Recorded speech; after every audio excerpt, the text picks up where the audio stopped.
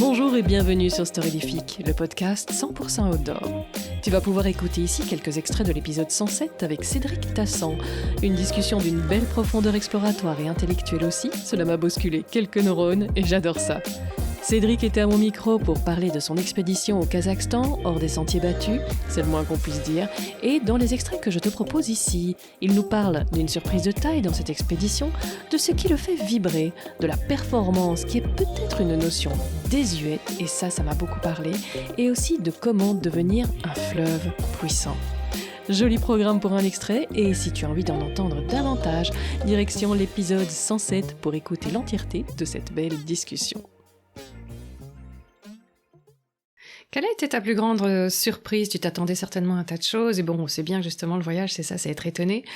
J'ai la mauvaise surprise d'être confronté à une falaise, en fait, sur mon itinéraire. Parce que, aussi un peu l'envers du décor avec le podcast, c'est ça qui est intéressant.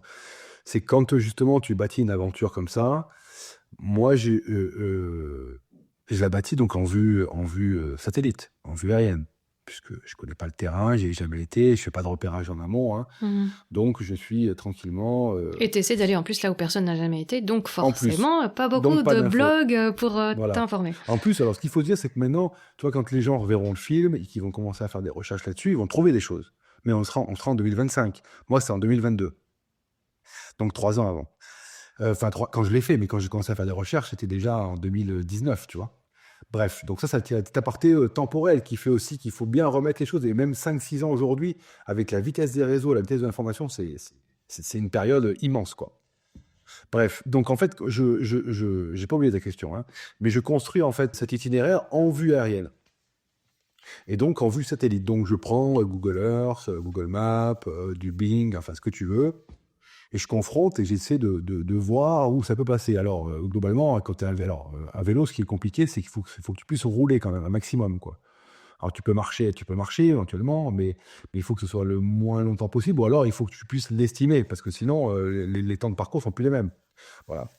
Donc là, dans le désert, bon, quand tu as 600 bornes à faire, oui, je crois que c'était en 7 jours, en 6 jours, je sais plus, il faut quand même faire des kilomètres, tu vois.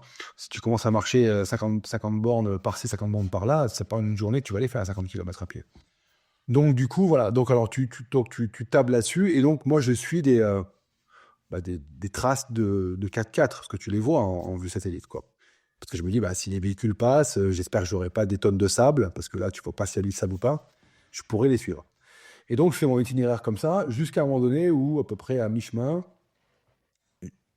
je perds un peu la notion du relief, je vois plus trop s'il y a des traces ou pas.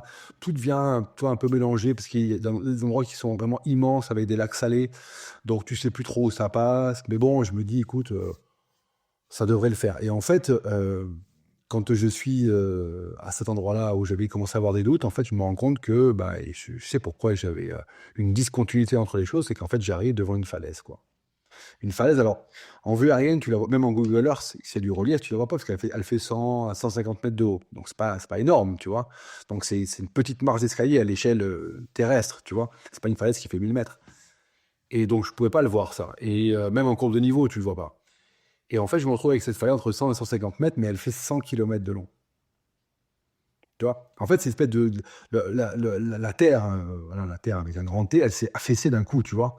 En fait, c'est le plancher océanique, hein, tout simplement, parce qu'il y avait l'océan avant. Et en fait, il y a une espèce de marche comme ça, et c'est une marche de géant, quoi. Tu vois, c'est un truc, voilà, 100 mètres par 100 km. Et moi, j'arrive au milieu, en fait, de ces 100 km. Donc, j'ai 50 à gauche, 50 à droite, à peu près, parce que je vois que ça va très loin d'un côté, ça va très loin de l'autre.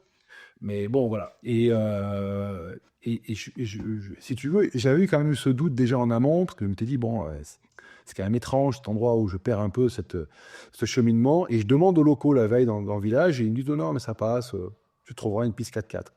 Et en fait, la piste 4x4, elle a été au moins à 40 km plus à l'est, tu vois. Et donc, voilà. Donc, il a fallu, en fait, parce que pour moi, c'était important, je pouvais pas, là, je suis obligé de faire demi-tour, hein, donc, il a fallu trouver un passage pour en fait, descendre et continuer mon aventure. Donc, ça a été vraiment une surprise et un moment aussi de doute parce que là, tu sens que, ça peut s'arrêter, quoi. Ton itinéraire, il peut s'arrêter du jour au lendemain, quoi. Sans compter que tu es tout seul nulle part, tu as une falaise à descendre, enfin bref. Ça paraît assez simple comme ça, mais quand tu es dans le désert, au milieu de nulle part, et tu es tout seul, et tes provisions sont comptées, parce que tu as ton eau et ta nourriture qui sont comptées, bah, c'est une difficulté qu'il faut que tu surmontes. Donc là, il faut pas faire de conneries, il faudrait pas filer en bas et disparaître, quoi, aussi, quoi. Oui, oui, c'est parce que je voyais à un moment, tu en vois sur des pierres qui ont l'air, voilà, ça roule, quoi, quand même, quand tu redescends. Tu te dis, bah, il suffit qu'elles soient un peu coupantes et qu'ils se viennent dessus, et ça peut être quand même très, très, très embêtant quand on est tout seul dans ce genre de milieu. Bah, en fait, c'est ça le truc, c'est-à-dire que si tu veux, c'est des endroits, d'ailleurs, je le dis dans le film, à un moment donné, je suis dans un bivouac, et je suis vraiment au milieu de nulle part. C'est-à-dire que enfin, je le sais parce que j'avais repéré, j'avais pris des notes, etc. Mais l'endroit où je dors, je suis à 80 km à la ronde, et j'ai la première trace de vie. Hmm. Soit une maison que j'avais repérée, soit un camp éventuellement nomade que j'avais pu voir en vue aérienne, sauf que les nomades, ils se déplacent, donc des fois, ils peuvent plus y être. Ou du premier village, 80 km à la ronde. Bon, 80 km, tu te dis, bon, ok, mais c'est 80 km, si t'arrive quoi que ce soit, que t'as plus ton vélo, parce que tu casses une pièce dessus, que tu te retrouves à pied, 80 km, ça devient extrêmement grave. Mhm. Si t'es blessé, j'en parle même pas. Oui. Mhm. En fait, c'est des endroits, enfin moi, mes explorations, c'est là où elles ont cette force d'engagement, que je compare justement, des fois, quand tu chemines sur des routes, bon, tu as toujours un véhicule qui va passer, même si tu as un véhicule toutes les 2 heures, tu vas croiser un véhicule, même tu arrives à un truc, tu peux éventuellement, puis le véhicule peut t'embarquer, donc tu peux faire 200-300 km rapidement. Mhm. Moi, les endroits où je suis, je suis tout seul. J'ai un téléphone satellite, mais qui me servira à rien, parce que personne n'ira me chercher. Il me sert juste à donner des nouvelles à ma famille, à dire que tout va bien. Mais tu peux compter sur personne d'autre que toi, ou ton raisonnement et ton jugement. Donc ça veut dire qu'il faut être extrêmement prudent, il faut anticiper les choses, il faut être extrêmement concentré. Voilà pourquoi quand je rentre, moi je suis rincé, quoi. Tu vois, entre ça, plus la prise de vue, la réalisation, les interviews, la compréhension avec les locaux, enfin bon voilà, ça fait une somme importante. Mhm. Bon voilà. Pourquoi est-ce qu'on va se mettre dans ces situations-là, Cédric Tassan? Alors, pourquoi alors, je sais pas, parce que bon, chacun aura son explication déjà. Moi, de mon côté, et c'est vrai que je le dis, mais j'espère que les auditeurs feront confiance à ma sincérité, mais c'est pas du tout pédant, même si en 2025 c'est compliqué, mais je me sens l'âme d'un explorateur. Mm. Alors je regrette de ne pas être né 100 ans plus tôt, mais en même temps, si j'étais né 100 ans plus tôt, est-ce que j'aurais eu le courage de voyager le monde comme faisait ces personnes-là il y a 100 ans? Ça, c'est un autre débat. Voilà. Mhm. Aujourd'hui, je trouve que c'est quand même beaucoup moins courageux de partir à travers le monde avec la quantité d'informations, avec le fait qu'on... Enfin, voilà, c'est quand même beaucoup plus facile, si tu veux. Mais bon, en tout cas, je me sens cette âme d'explorateur. Je me sens ce besoin de... Alors, pas forcément d'être là où personne n'a été, parce que, encore une fois, sur le globe, les hommes sont partout, Mhm. mais d'être à des endroits où, justement, tu sens que la rencontre et la découverte, voilà, elle est presque originelle, quoi. Mhm. Du moins que les gens que tu vas rencontrer, tu es quasiment certain qu'ils ont peut-être vu personne comme toi de ta culture, tu vois. Mhm. Et ça a été le cas dans de nombreuses aventures que j'ai pu faire, tu vois. J'étais en Ouzbékistan, dans des montagnes, par exemple, où les gens n'avaient jamais vu un étranger. C'est l'Ouzbékistan. L'Ouzbékistan, il y a quand même du tourisme, tu vois. C'est pas non Mhm. plus... tu vois. Mais bon, il a fallu s'écarter un peu, monter dans ces montagnes, et les gens étaient subjugués de rencontrer un occidental. Et moi, j'étais subjugué de voir comment ils vivent. Et au Kazakhstan, de la même façon. Quand j'arrive dans ce village à la fin de Akoudouk, les gens, ils vivent, ils sont à 6 heures de 4x4 de la première ville. Ils sont piégés dans les sables. Mhm. Ils voient arriver un mec en vélo, pour eux, c'est extraordinaire. Et Mhm. donc, il y a des échanges qui sont incroyables. Donc, en fait, ce côté exploratoire, je le sens au fond de moi. Et puis après, honnêtement, au-delà de cette particularité qui me colle à la peau, mais c'est aussi dans ces moments-là où je me sens vraiment bien. Mhm. Je dis pas que je me sens pas bien quand je suis en France, mais je me sens en phase avec moi-même. Mhm. Donc, qui fait partie aussi sans doute de la partie du côté explorateur. Mais je me sens vraiment en phase, je me sens vibrer avec les éléments. Plus ça devient âpre, rude, essentiel, et mieux je me sens. C'est un de mes autres films de 2025 qui s'appelle Vrang.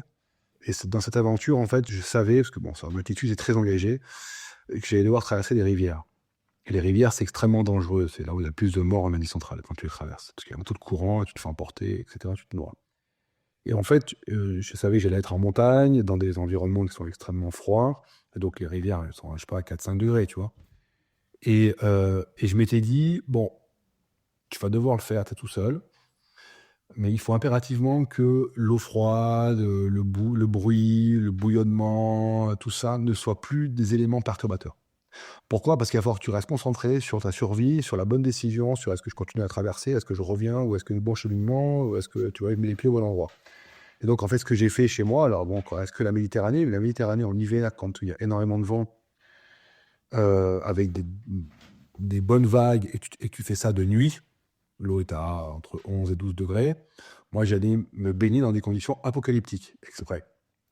Donc, je rentrais dans l'eau, nuit noire, tu vois, avec beaucoup de vagues. Bah, sûr, donc c'est hyper dangereux que tu rentres dans l'eau là-dedans. Tu vois, tu sais pas où est-ce que tu mets, où est-ce que tu vas nager.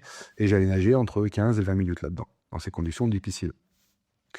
À prendre de l'eau sur la tête, etc. Et en fait, je sortais, j'entrais chez moi, et au lieu de me prendre une douche chaude, je prenais une douche froide, par exemple. Et donc, je fais ça tout l'hiver. Et crois-moi, l'hiver, alors autant la Méditerranée était à 11-12 degrés, mais l'eau qui sort des tuyaux, l'hiver, elle est froide, quoi. Et surtout, quand tu viens d'avoir pris des paquets de merde à la tête, t'as qu'une envie, c'est de prendre une douche chaude. Et en fait, j'ai fait ça parce que je savais que j'allais avoir affronté ces rivières-là.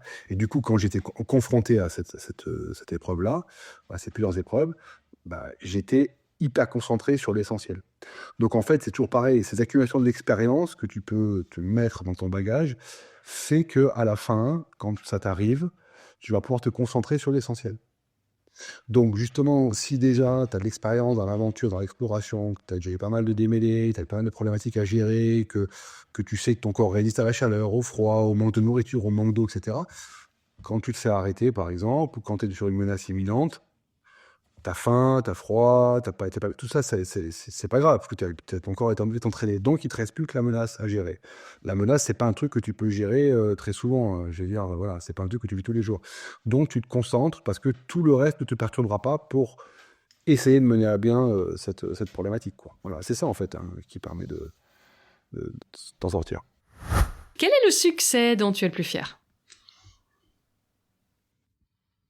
Bah, moi, mon parcours, mais en général, tu vois, je suis très content de. Fier, je sais pas, content, oui, plutôt, tu vois. Parce qu'en fait, moi, je fais les choses pour le partage avec les autres, c'est évident, mais je les fais avant tout pour moi. Parce que j'aime faire ça. Après, qui m'aiment me suivent. Voilà. Je parle par exemple sur les réseaux sociaux, tu vois. Ceux qui m'aiment pas, bah, faut me suivre pas, c'est pas grave. Il y a plein de gens à suivre, plein de gens qui seront plus en adéquation avec ce que vous imaginez, donc c'est très bien.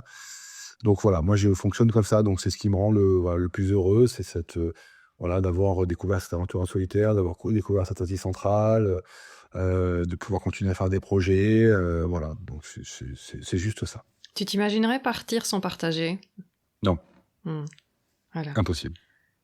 Je ne suis pas pour l'instant, du moins. Voilà, pour moi, je trouve ça. Enfin, si tu veux, c'est une chance de pouvoir voyager. Pour des raisons de temps, des raisons financières aussi. Même si je ne vole pas, hein, l'argent, je le travaille. C'est mes sponsors qui m'aident dans mes aventures. Donc, c'est énormément de travail. Moi, je travaille beaucoup. Donc là-dessus, j'ai pas à rougir, tu vois. T'es pas rentier. Non, mais je pourrais l'être si tu veux. Mais en même temps, pour ces projets-là, je me démène énormément, tu vois. Donc du coup, en fait, voilà, c'est une chance de pouvoir partir.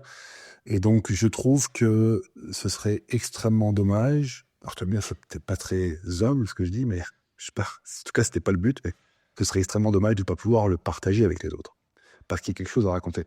Et alors, c'est d'autant plus où là, je vais me démarquer par rapport à d'autres choses qui peuvent être faites. C'est que j'en ai marre, honnêtement, de voir des choses sur la performance pure. Ça m'insupporte. Voilà, je le dis clairement, voilà, les gens le savent de plus en plus, donc je le dis.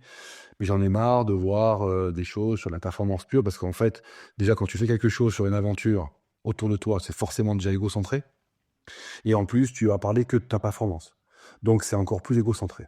Et à la fin, en fait, qu'est-ce que tu vas montrer aux gens et qu'est-ce que tu vas leur apprendre? Voilà, t'as vu comme je suis beau, comme je suis fort et ce que j'ai pu faire.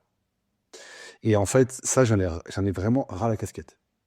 D'ailleurs, ça m'intéresse plus, je ne regarde plus ni aucun documentaire, ni aucun film là-dessus. 20 secondes ou 30 secondes sur Instagram, ça me va très bien.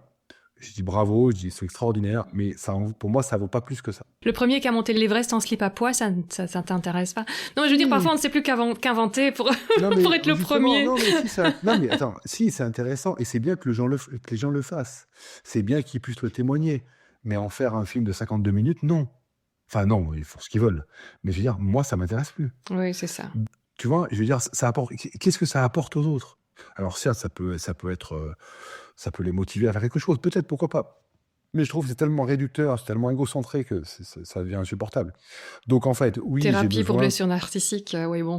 Ouais, voilà. Non, mais bon. Ouais. Et je trouve qu'il y a encore beaucoup de choses qui tournent autour de ça, et c'est dommage, parce qu'en fait, dans le voyage, ou dans l'aventure, dans l'exploration, il y a tellement de choses qu'on peut mettre en avant. Après, je suis pas, je fais pas les documentaires Arte, quoi. Tu vois, je suis pas sur une thématique tournée à 100%. Il y a aussi moi dedans, il y a mes ressentis, Oui, tu te fais plaisir. c'est Oui, égocentré bien aussi, sûr. tu vois. Oui, bien sûr. Mais je trouve que voilà, si on met que la performance dedans, bah, on perd le message et on perd l'intérêt du partage et de ce voyage-là et cette chance de voyager qui n'est pas juste d'aller faire un sommet en moins de 3h30 parce que celui d'avant, il a mis 4h15.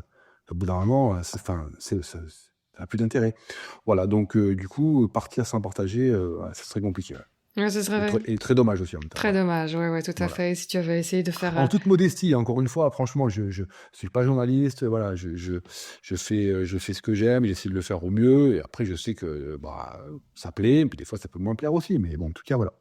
Mais c'est vrai que moi, regarde par exemple le Vendée Globe, ils viennent de faire un tour extraordinaire, ils viennent d'arriver. La performance est super intéressante. Je les ai suivis d'ailleurs, j'ai interviewé pour eux d'ailleurs, parce que quand même c'est quelque chose, oui, il faut avoir ce qu'il faut pour réussir à faire ça. D'un autre côté, je me dis, mais en devant tout le temps se dépêcher, ils ont loupé le plus beau. Qu'on a qui reviennent en disant, ah bah c'est dommage, j'ai pas pu voir le Cap Horn, j'avais tellement envie de le voir, mais je devais passer plus loin, etc.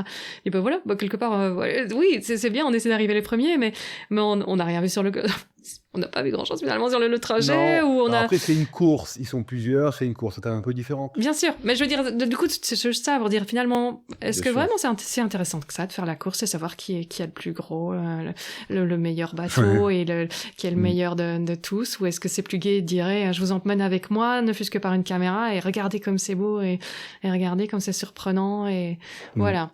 Bah, tu prêches à convaincu. Moi aussi, je commence à pencher de ce côté-là également. Même si c'est bien de montrer que l'humain est capable de faire des choses extraordinaires. Et je crois que, voilà, c'est pas non plus un ou, hein, on peut aussi mettre du et dans nos vies. En même temps, il y a aussi les tendances, ça correspond aussi au contexte mondial. Si tu veux, il y a des périodes de l'humanité où les gens avaient besoin de se transcender parce qu'il y avait des évolutions qui étaient importantes et tu vois, des choses qui étaient nécessaires pour l'évolution humaine. Aujourd'hui, la performance, ça veut dire égocentré, ça veut dire individualisme, ça veut dire esprit de compétition. Je pense que c'est des valeurs dont on a besoin de moins en moins. On a plus besoin de solidarité, tu vois, de compréhension, d'aide, d'ouverture au monde, d'ouverture aux autres cultures. C'est plutôt ça qu'il nous faut aujourd'hui. Pour le bien du monde, tu vois. Tellement avec toi, avec ça. Ouais. Donc, en fait, c'est ça que je dis. Je dis, c'est comme la mode, quoi. Voilà, il y a les couleurs flashy dans les années 70, c'est revenu après, ou peu importe. Mais voilà, c'est un peu la même chose, quoi. L'humanité a besoin, il y a un moteur, il n'est pas constant, quoi. Et la performance, aujourd'hui, pour moi, j'estime qu'elle est désuète, quoi. Ouais. Mais bon, je peux me tromper, hein. Après, voilà, c'est mon point de vue. Quels sont les ingrédients pour toi pour réussir sa vie? Oh, il faut être bienveillant. C'est important. Parce que du coup, en fait, ça marche en réciprocité. Ben, tu peux le faire en disant que ça, les autres le seront bienveillants. En même temps, c'est positif, donc autant le faire. Hein, tu vois, c'est pas grave, même si tu penses que, même si tu le fais que. Si c'est légèrement manipulateur. C'est pas gênant. Il vaut mieux être manipulateur dans ce sens-là. Oui. En tout cas, être bienveillant, parce que je trouve que les relations humaines sont beaucoup plus agréables, quoi. Voilà, bon, des fois, tu peux pas tout le temps l'être, mais en tout cas, c'est important. Et puis d'être serein, c'est-à-dire que la vie, tu peux pas tout prévoir, donc la vie, elle t'apportera ce qu'elle pourra t'apporter. Donc à toi de suivre un peu ton chemin, et puis quand même, attention aux mauvaises décisions, mais qui sont visibles d'avance. Je vois trop de gens comme ça, que je fréquente, que je connais, je les vois, ils sont empêtrés dans les certitudes, dans des manques d'ouverture aux autres, qui n'arrivent pas à entendre des fois des petits conseils, choses comme ça, et qui répètent les mêmes erreurs, quoi. Et au bout d'un moment, quand tu es toujours un peu dans la même mauvaise dynamique, il faut quand même te poser quelques questions, quoi. Ça vient pas que des autres, quoi. Fatalement. Statistiquement, c'est impossible que ce soit 100% les autres. J'avais un prof, je sais pas s'il est encore... quand j'ai fait maths spé, moi, j'avais mon prof de français en classe préparatoire. Je sais pas s'il est encore vivant, mais je pense que oui quand même. Mais il nous disait... bon, il était un peu sarcastique. Et vous savez, quand vous frappez la tête contre une cocotte minute et qu'elle sonne vide, faut pas toujours accuser la cocotte minute. Ou la casserole, quoi. Si tu veux. Et donc, ça nous a marré, tu vois. Mais c'est tellement vrai. Ouais. C'est facile d'accuser la casserole. Excellent. Voilà. On dit souvent de ne pas écouter les conseils des autres. On m'a dit parfois, voilà, quand même. Non, si mais si. En fait, alors c'est pas qu'il faut pas écouter les autres. C'est qu'en fait, il faut. Si. En fait, c'est une alimentation de ton cerveau. C'est-à-dire que c'est comme en fait, que tu veux devenir un fleuve puissant, bah tu dois capter toutes les petites sources, quoi. Sinon, tu seras jamais un fleuve puissant. Tu peux pas. J'aime bien. Et donc, ça veut pas dire qu'il faut uniquement suivre une source plutôt qu'une autre, mais il faut capter tout ça pour faire en fait ce fleuve-là. Et en fait, c'est exactement pareil pour ton cerveau. Moi, je sais que j'entends toutes les critiques, toutes les discussions sur mes films, sur mes aventures, etc. Même si des fois, ça ne fait pas plaisir. Il y a des choses qui ne sont pas justifiées, donc je les mets de côté. Et je dis non, là, bon, c'est orienté, etc. Machin. C'est pas que ça me correspond, c'est pas que ça me plaît pas, mais c'est s'orienter. J'estime que, voilà. Mais j'entends tout ce qu'on me dit des fois. Tu vois, j'ai des projections, on vient me voir en fin de projection et on me dit un truc. Ah ouais, bah, j'ai adoré ton film et j'aurais aimé, tu vois, un peu plus de ça. Et je me dis, ouais, mais attends, ça aurait été compliqué pour moi d'un peu plus de ça. Tu vois, dans ma tête, je me dis, attends, Et puis d'un coup, au bout de 3 mois, je me dis, c'était pas con, parce que ça a du sens quand même. Ça pourrait améliorer un peu le truc. Alors, même si tu vas pas à 100% dans cette direction-là, mais tu vas vers 20-30%. Et ce qui fait qu'à la fin, en fait, tu construis ce fleuve, quoi. Donc, c'est extrêmement important d'écouter les autres. Pas de suivre les conseils, mais de les écouter. Si ces extraits t'ont plu, on se retrouve pour la version complète dans l'épisode 107. N'hésite pas à en parler à un ami ou un inconnu pour les plus audacieux. Vos recommandations sont ce qui aide le plus le podcast. Tu peux aussi t'abonner à la newsletter ou aux réseaux sociaux de Storyfic. Tout est repris dans les notes. Tu peux aussi écrire un avis sur ta plateforme d'écoute. Les recommandations ici aussi aident énormément le podcast à se faire connaître et aident donc de ce fait le projet de reforestation derrière le podcast. En tout cas, quoi que tu fasses aujourd'hui, fais-le bien. Et à bientôt.